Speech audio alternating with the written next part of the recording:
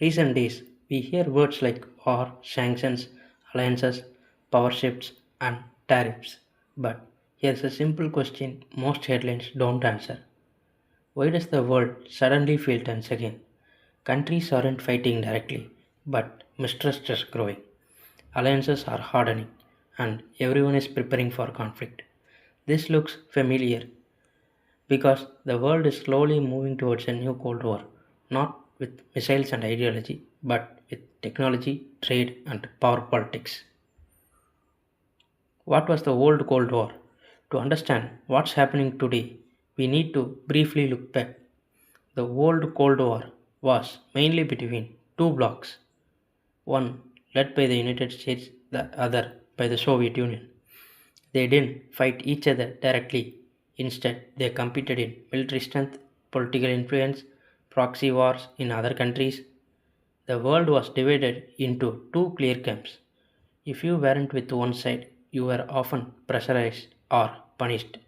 That Cold War ended in early 1990s, or at least that's what we believed. Why this is not the same Cold War? What we are seeing today is different but equally dangerous. This time there is no single enemy, there are multiple power centers, and ideology matters less than interests. Today's competition is about who controls the technology, who controls the supply chains, who controls global rules.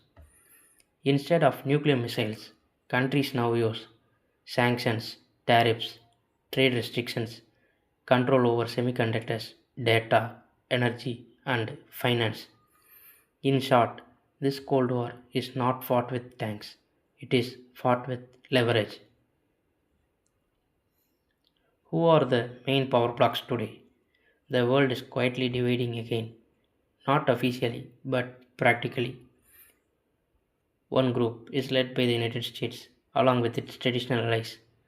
Another major powers are China, India, who are expanding their economic and technological influence.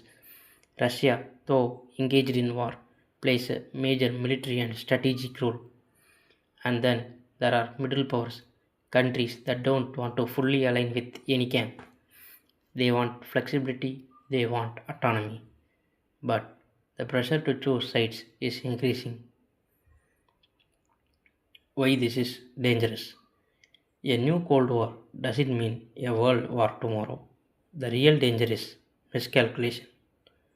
When trust disappears, diplomacy weakens, suspicion grows, small incidents can spiral, small countries become battlegrounds of influence, economic instability increases, global cooperation becomes harder, and unlike before, today's world is deeply interconnected. A crisis in one region quickly affects energy, food, and markets everywhere.